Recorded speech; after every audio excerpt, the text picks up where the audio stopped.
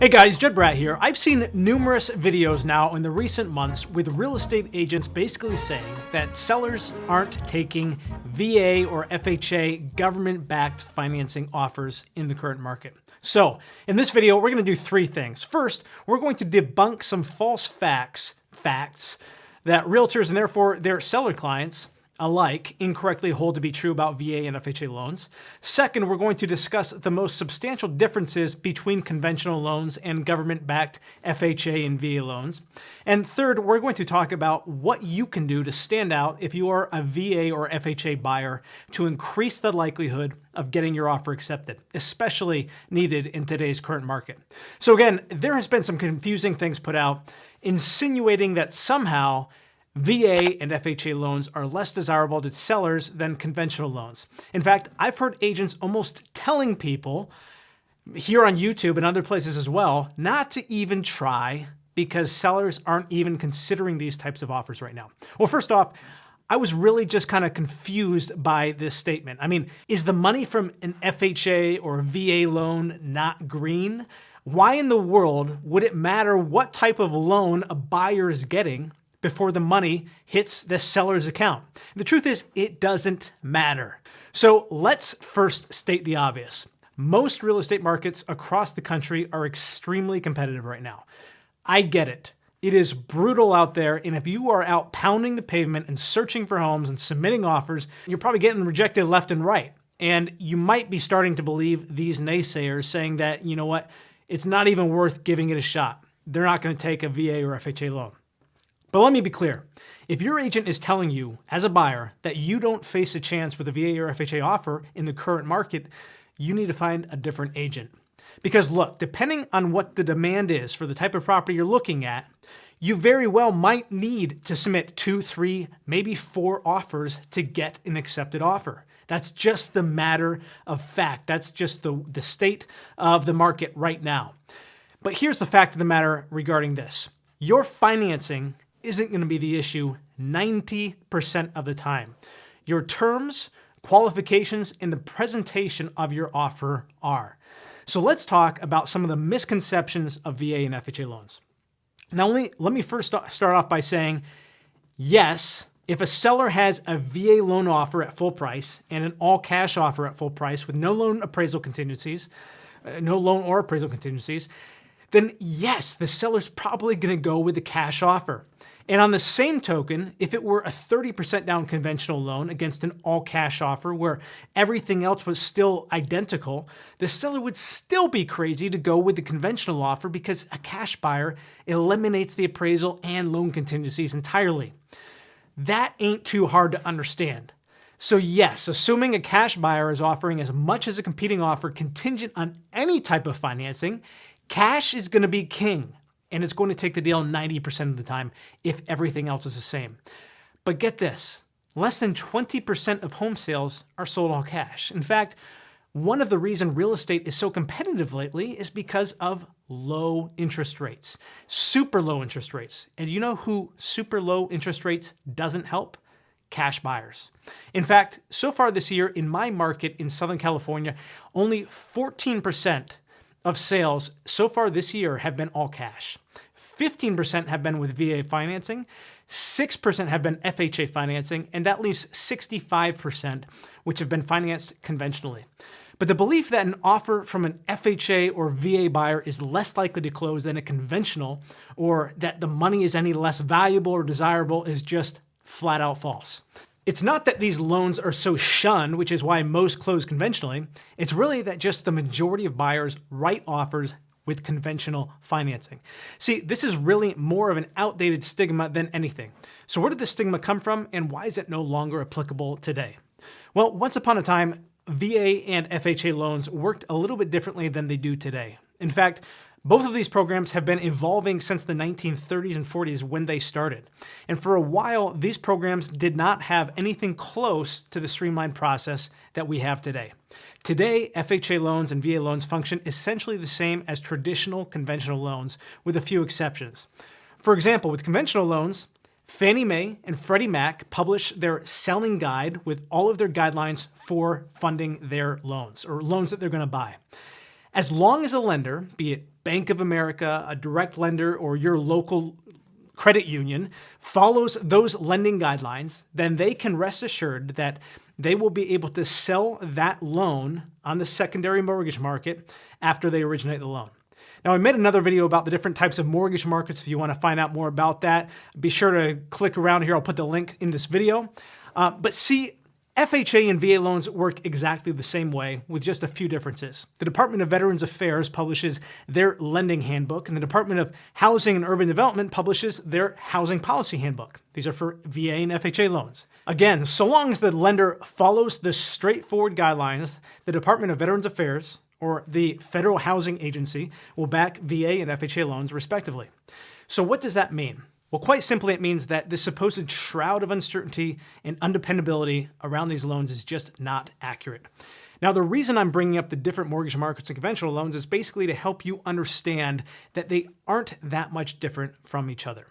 So let's real quick compare the pros and the cons to both buyers and sellers for the different types of financing. Let's say that there are two full price offers on a property. The first one is with VA 100% financing and a $10,000 earnest money deposit. And the second one is with, let's say, a conventional financing loan at 80% loan to value and 20% down, and also a $10,000 earnest money deposit. Now, assuming both the borrower's terms and contingencies are identical for the purposes here, there is almost no reason that they should give the conventional borrower any upper hand over the VA if both agents know their stuff. In fact, if you're a buyer and you're being told the reason your offers aren't getting accepted is because they're FHA or VA, then you should share this with your agent.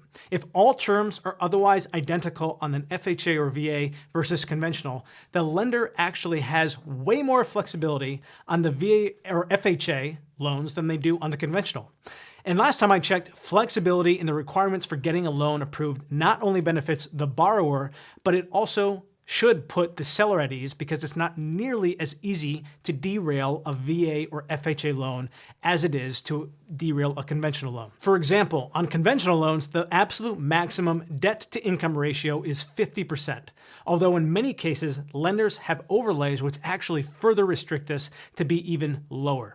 Now, debt to income is pretty much a hard line in the sand for conventional loans. So, for example, if during the underwriting, the lender discovers that they had slightly overstated the buyer's income, and now the DTI ratio is 50.5% instead of the original 49.9% expected, then that could absolutely wreck the deal. On the other hand, a VA or FHA borrower will have much more flexibility when it comes to DTI and even credit scores. Now, there are a few small caveats to be aware of for both VA and FHA loans compared with conventional. There are two main general categories. These are minimum property requirements or standards and non-allowable fees. Now, the minimum property requirements, stated simply, are just guidelines for the appraiser to keep in mind when they're appraising the property, primarily to ensure that the property is livable, safe, sanitary, and sound. In other words, they want to make sure that the property isn't a major fixer and that it doesn't have any obvious significant underlying issues, such as a cracked foundation or something that would lead to an electrical fire. And really, these are not nearly as bad as they're typically made out to be. In fact, a cracked slab will typically preclude a property from conventional financing just as much as it's going to for FHA or VA. So it's not like these are anything out of the ordinary. In the relatively rare case that an appraiser calls out mandatory repairs on the appraisal, it's usually things like missing CO2 or smoke detectors or strapping the water heater for earthquakes if you're in California. Now, one other specific requirement specific to VA loans is that in certain states, a termite clearance is required prior to closing. The thing is, when you're in a state like California or Arizona, where termites are everywhere anyway, most buyers, whether VA, FHA, or conventional, are going to request a termite clearance or at least some termite repairs along the way. And technically, the only restriction is that the VA buyer cannot pay for the inspection report, which is usually free anyway, but they could pay for the repairs needed to obtain the clearance if they wanted. So again, there's really no major difference to the seller here. Finally, there are some fees on FHA and VA loans that the borrower is not allowed to pay for, which has been incorrectly translated through the years to mean that the seller must automatically somehow inherit the responsibility of these fees, making it an inferior option for them. The problem with this is that it's just simply not accurate. The seller isn't randomly going to get slapped or bamboozled into paying these extra fees if they weren't agreed to in the purchase contract. That's just not how things work. In reality, pretty much all of these non-allowables that are part of a transaction are actually covered by the lender and doesn't in any way affect the seller. More than anything, these non-allowable fees are in place to protect the borrower from unnecessary or excessive fees from the lender, agents, and appraisers, not in any way associated with the seller. So once again, really no big deal here. So far, have you seen any substantial reason why a seller would reasonably prefer money coming from a conventional borrower compared to an FHA or VA borrower? Exactly, neither have I. And that's because this perception that VA and FHA loans are inferior to conventional loans simply based on the type of financing is a fallacy. Now, let's talk a little bit about getting your offer accepted. Now, before we talk about these tips, I want you to understand this. Having an attractive offer that a seller wants to accept is much more than simply having a high price or being all cash. Now, I'm going to be doing a more in-depth video on how to really construct an all-around attractive offer to help you in any scenario, but for now, these should get you going. Okay, now listen up. The number one rule for getting your offer accepted with VA or FHA is first and foremost to work with an agent that is familiar with these loans. Look, if your agent thinks that VA or FHA is inferior to other loans, to conventional loans, then how do you think they're going to present the offer? Oh yeah, I know, man. I'm sorry. It's a VA loan or it's an FHA loan, but they're really nice people. Hopefully the sellers can see past that. Psh, no, come on, man. This is where your buyer's agent should be showing their value. How about, I've got a super duper strong offer in your inbox. Look, I know you have a lot of other offers, but let me show you what we can do to put this together. This buyer is a Marine who just got back from deployment. He's ready to go, buy his first place. He's got a super clean file. He's fully pre-approved with one of the best lenders in California. I've attached his DU where you'll see he's got high FICOs, low DTI. This deal is going to be a slam dunk, man. Look, the majority of my personal clients are active duty or prior military like myself. So a majority of our clients are VA. And guess what? I don't think there's a more exciting loan available than the VA loan. And honestly, if your agent knows anything about the VA loan, instilling confidence with the seller's agent when submitting a VA offer should be an easy day. Next rule, but equally as important as rule number one, is to work with a reputable lender who knows VA and or FHA loans. Look, if a lender says anything to the suggestion that a VA or FHA loan is hard or tricky or anything but a very straightforward loan product, then immediately move on to another lender. Even better, get suggestions on rockstar lenders from reputable realtors who, again, are very familiar with FHA and VA. I could personally share stories on personal deals and lots of money that I have lost out on or almost lost directly due to utterly incompetent lenders. And the last thing you want to do is be in escrow with an incompetent lender. But not to worry, because if they already have had a reputation for being a crummy lender, then you're probably not even going to make it to escrow if the seller has other offers to pick from. And yes, there are many big banks and credit unions that have reputations for being nightmares to work with. So if it's between two identical offers, but one sent a pre-approval from a lender with a poor reputation, then that lender might be the tiebreaker. One more note on lenders. Here's one simple example of how a lender can make a huge difference. When a buyer is getting pre-approved for either VA or FHA, a lender will run the borrower's credentials through an automated underwriting system called Desktop Underwriter, or DU. Now, especially when you have good credit scores or strong income, you absolutely want that to be highlighted when submitting your offer. So I recommend that you have your lender submit your offer along with a copy of DU from your lender. Now, what this does is it gives the seller's agent and or their trusted lender the ability to quickly gain confidence in the buyer's ability to close the loan. And look, this has been a common practice for many years, but there are a few lenders who will not share DU with any lender or agent, even with the borrower's authorization. First, this comes across as if they're hiding something, like maybe they didn't even properly underwrite the deal to start with. And secondly, it just makes them seem very difficult to work with. And that's the last thing you want when somebody's looking at your offer and you're trying to get it accepted. Next step is to find out what the seller wants and then work around it as much as possible. Look, we talked about this before. Most parts of the country are in a strong seller's market right now. And that means that sellers have the upper hand and they have their pick of buyers. Of course, your offer price is the most obvious focal point, but there are many other elements to a strong offer. So shorten your contingencies.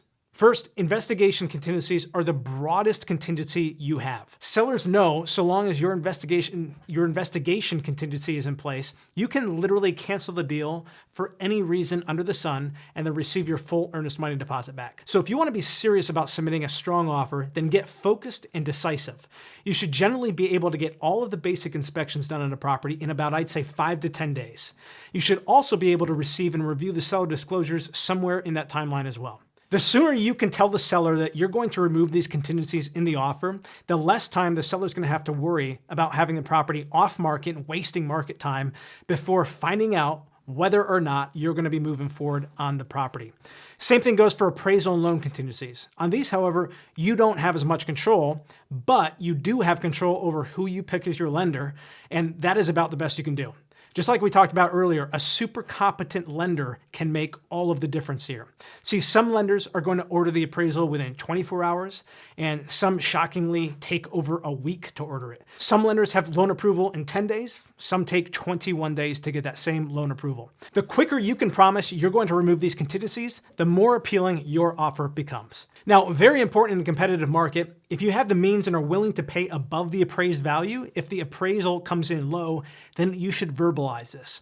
State this in the terms of the offer. For example, buyer agrees to pay up to $20,000 over the appraised value, not to exceed the purchase price if the appraisal comes in low. So if your offer price is above the recent comparable sales, then this appraisal clause is probably going to go much further than if it's right in line with all the recent comparables. This can be extremely valuable in a seller's market where home prices are constantly going up quickly, and most of the time, at least in my experience, the appraisal is going to come in at value anyway if it's not too crazy far off, and you don't have to worry about bringing in that extra money. However, that clause might have just gotten you the deal. It's done it many times so far this year for our clients. Here's another idea. As we touched on earlier, one of the biggest, although mostly unfounded concerns for FHA and VA is the minimum property requirements.